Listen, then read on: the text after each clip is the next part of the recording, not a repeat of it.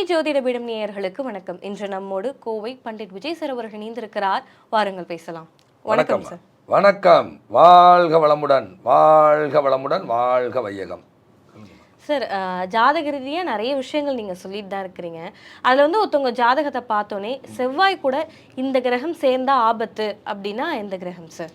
இப்போ செவ்வாய் கூட பொதுவாக சனி தான் எல்லோரும் சொல்லுவாங்க. ராகு சேர்ந்தாலும் ஆபத்து, கேது சேர்ந்தாலும் தொந்தரவு தான். செவ்வாய் கூட இப்போ புதன் சேர்ந்தால் அறிவினால் பிரச்சனை வந்துடும். இப்போ ஒரு பொண்ணோட ஜாதத்தில் செவ்வாய் இருக்குது. செவ்வாய் உதாரணமாக வச்சுக்குவோம், செவ்வாய் விருச்சிகத்தில் இருக்குது. அதே ஆணோட ஜாதத்தில் அந்த இடத்துல புதன் இருக்குது. இது ஒரு அறிவில் பிரச்சனை வந்துடும்.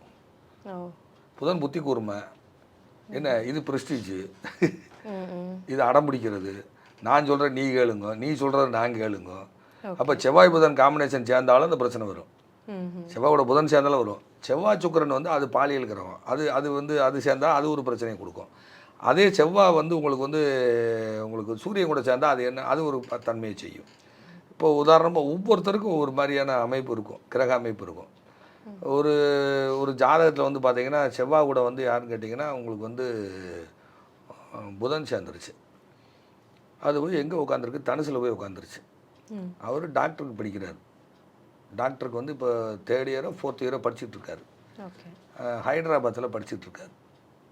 அவங்க பார்த்திங்கன்னா நம்ம நெல்லை மாவட்டத்தை சார்ந்தவங்க. அவங்க இருக்கிற ஹைதராபாத்தில் இருக்காங்க. அவங்க பேரண்ட்ஸ் 2 பேருமே ஹைடெக் சிட்டியில் இருக்காங்க. ஹைதராபாத்தில் ஹைடெக் சிட்டியில் இவர் மெடிக்கல் படிச்சுட்ருக்காரு. அப்போ இந்த ஜாதகத்தை வாங்கிட்டு ஒரு மருத்துவம் படிப்பார். எல்லாம் நல்லா பார்த்து சொல்லுங்கள், நல்லா பார்த்து சொல்லுங்கள், திருப்பி திருப்பி சொல்கிறாங்க. இப்போ தெசாபுத்தியை லக்கணமாக போட்டு தெசாபுத்தியை வச்சு அதுக்கு 3ஆம் இடம் எப்படி இருக்குது, லக்கணம் எப்படி இருக்குது, 2ஆம் இடம் எப்படி இருக்குது, திசைக்கு 3 கூட எப்படி இருக்கான்னு ஒவ்வொன்றா பிடிச்சி எல்லாம் பிடிச்சி பார்த்தா அந்த பையனுக்கு எதாவது ஹேபிட் எதாவது மாறி இருக்கான்னு கேட்குறேன். ஆமாம் சார், பையன் பெண்ணாக மாறணுங்கிறாங்க. பெண்ணாக மாறணுங்கிறான். இதில் என்னன்னு கேட்டிங்கன்னா அதில் சனியோட தொடர்புலையும் இருக்குது. செவ்வாயும் புதனும் சேர்ந்து தனுசு வீட்டில் அமர்ந்து சனியுடன் தொடர்பில் அது இருப்பதால், சனியினுடைய நேரடி பார்வையில் இருப்பதால் அந்த ஜாதகர் பெண்ணாக மாறணும் அப்படின்னு முயற்சி பண்ணிகிட்டு இருக்கார். வீட்டில் பேரண்ட்ஸ் ஒத்துக்க மாட்டாங்க. 2 பையன், மூத்த பையன் அப்படி இருந்தால் இப்படி இருக்கும் சொல்லுங்கள். இது புதனும் சனியும் சேர்ந்தால் அலிகிரகம்னு ஜோதிட விதி சொல்லுது. அந்த வார்த்தை தப்பான வார்த்தையில் அது ஜோதிட விதி. அது பாலியல் மாற்றத்துக்கான வீடு தனுசு. தனுசு இருபாலின வீடு. அப்போ அதில் போய் இருக்குது. அதில் திசையோ புத்தியோ நடக்கிறனால அவருக்கு அந்த தாட் என்ன வந்துருச்சு. ஸோ இவரை ரெக்கவரி பண்ணுறதுக்கு என்ன வழி? அப்போ எனக்கு தெரிஞ்ச ஒருத்தர் சாய்பாபா காலனியில் ஒரு ஹோமியோபதி டாக்டர் இருக்கார். ரொம்ப ரொம்ப எக்ஸ்பர்ட். ஸோ அவரை போய் கன்சல்ட் பண்ணுங்கள், அது பண்ண சொல்லுங்கள் அப்படின்னு சொல்லி இப்போ தான் அனுப்பிச்சி விட்ருக்கு. ஸோ அப்போ அந்த செவ்வாயினாலே காலபுருஷனுக்கு 8 கூடையவர்னு அர்த்தம். செவ்வாயினுடைய 8ஆம் பார்வை ரகசியம் சொல்லும். ஒரு ஜாதகத்தில் இவங்களுடைய ரகசியத்தை பூரா சொல்கிறது செவ்வாய் தான் காலபுருஷனுக்கு 8 கூடையவன். சரியா?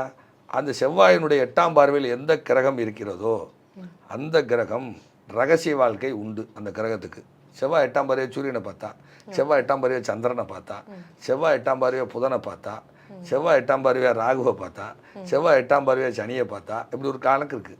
அவள் எந்த பாவகாதிபதி. இப்போ ஒரு ஜாதத்தில் செவ்வாய் 8ஆம் பார்வையை 9 கூடையான பார்க்கு. நான் கேட்டேன், ஸோ உங்கள் அப்பாவுக்கு 2 கல்யாணம் பண்ணு. ஆமாம் ஐயா 2 கல்யாணம் தான்.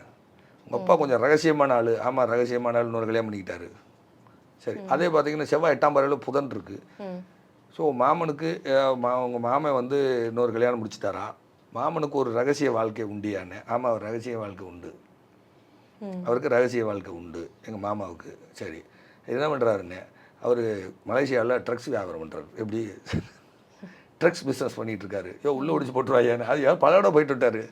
சிங்கப்பூர் போனால் அடுத்த நிமிஷம் பிடிச்சி உள்ளே ஓட்டுருவாங்கிறாரு. அப்போ அது செவ்வாய் தான் காலபுருஷனுக்கு 8 கூடையவன். மேஷம், ரிஷபம், மிதுனம், கடகம், சிம்மம், கன்னி, துலாம், விருச்சிகம் 8ஆம் இடம். வீட்டுக்காரனா வந்தான், 8ஆம் இடத்துக்காரனா வந்தான். அப்போ அவனுடைய தொடர்பில் எந்த கிரகங்கள் இருக்கிறதோ அந்த கிரகம் நம்மளை பாதிக்கும், அந்த உறவு பாதிக்கும். இப்போ உதாரணமாக சொல்லுவோம், எனக்கு செவ்வாய் 8ஆம் பார்வையா 8 கூடையவனே பார்ப்பார். 8 கூடையவனே பார்ப்பார். அவர் 11 கூடையவர். அப்போ ஏதாவது ரகசியம். என்ன ரகசியம்? எங்கள் அக்காவுக்கு சர்ஜரி, அது போக அவங்களுக்கு கேன்சரு எல்லாமே வந்தது. அது 8ஆம் இடம் திதிசூனியம் ஆயிடுச்சு. அது திதிசூனியம்னால மூத்த சகோதரிக்கு சர்ஜரி, மூத்த சகோதரிக்கு கேன்சரு, அது பாதிப்பு அவங்களுக்கு வந்துச்சு. அவங்களுக்கு இளமையில் மரணம். அது எங்கே பார்க்குது? 2ஆம் இடத்தை. இப்படி சொல்லலாம். இது உதாரணமாக சொல்ல வரேன். ஸோ இப்போ அவங்க இப்போ உதாரணமாக பார்த்தீங்கன்னா ஒருத்தருக்கு வந்து பார்த்தீங்கன்னா சந்திரனை பார்க்குது, செவ்வாயினுடைய 8ஆம் பார்வை சந்திரனை பார்க்குது.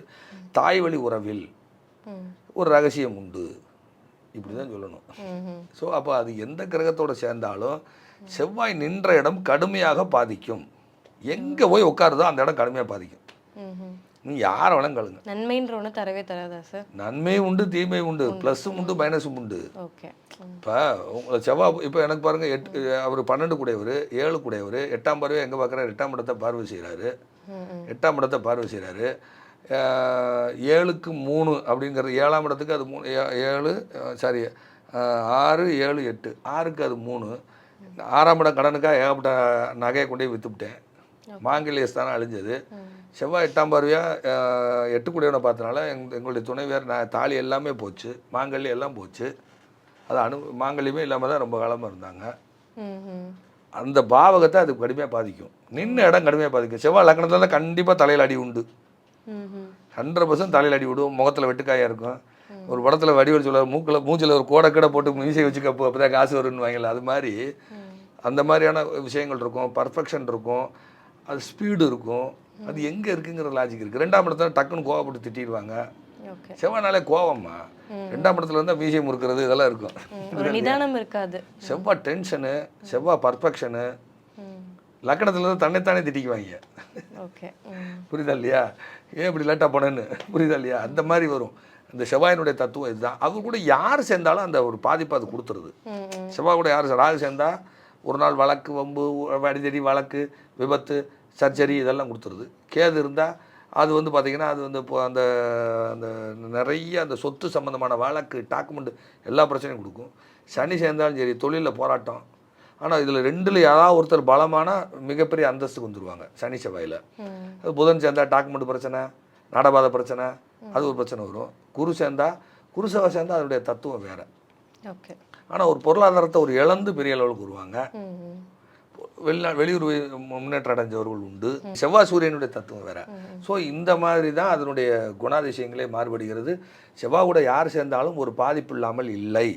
அவ்வளோதான் விஷயம். Okay sir. இதுக்கான பரிகாரம் அந்த மாதிரி இருக்கு. அது எங்க இருக்கு என்னன்னு பார்த்து தான் நம்ம சொல்ல முடியும். Okay sir. ஒருத்தர் கொடுத்த பரிகாரம் ஒருத்தருக்கு வராது. என்னுடைய நண்பர்கள் நிறைய பேர் ஜாதகம் பார்க்கும்போதெல்லாம் சில பேர் கூட இருப்பாங்க. என்ன இது ஒரு பரிகாரம் சொல்றீங்க, அது ஒரு பரிகாரம், சம்மந்தம் இல்லாமல் சொல்றீங்கன்னுவாங்க, சம்மந்தம் இல்லாமல் சொல்றீங்கன்னுவாங்க. அந்த நேரம் நமக்கு மைண்டு வரும், அவ்வளோதான். Okay sir. ரொம்ப தெளிவான விளக்கம் கொடுத்ததுக்கு நன்றி சார். நிறையா ஜோதிடம் சார்ந்த சித்தாந்தங்களை பதிவிட்டு கொண்டு வருகிறோம். வித்தியாசமான பரிகார முறைகளை சொல்லிட்டு வர்றோம். எங்களை தொடர்பு கொள்ளக்கூடிய நேரம், நிறைய அன்பர்கள் என்னை பார்க்கும் பொழுது உங்கள் ஆஃபீஸ் நம்பர் சுவிட்ச் ஆஃப்னு சொல்லுவாங்க. அப்படிலாம் கிடையாது. எல்லா வீடியோஸ்லையும் கீழே ஸ்க்ரோலிங் மாதிரி லெட்ரு ஓடிக்கிட்டே இருக்கும். காலை 10 to 1ன்னு நேரடியாகவே உங்களுக்கு சொன்னால் புரியும். அதனால் எங்களை தொடர்பு கொள்ளக்கூடிய நேரம் காலை 10 மணியிலிருந்து மதியம் 1 மணி வரை மட்டுமே. மற்ற நேரங்களில் எங்களை தொடர்பு கொள்ள முடியாது. அதுபோக ஞாயிற்றுக்கிழமை எங்களுக்கு விடுமுறை. காலையில் 10 மணிலேருந்து 1 மணி வரைக்கும் எங்கள் ஃபோன் ஆனில் இருக்கும். நீங்கள் அப்பாயின்மெண்ட் வாங்கி பார்க்கலாம். எங்களை தொடர்பு கொள்ளக்கூடிய நம்பர் கீழே ஓடிட்டுருக்கோம். அந்த நம்பருக்கு கூப்பிடுங்க. நன்றி, வணக்கம், வாழ்க வளமுடன்.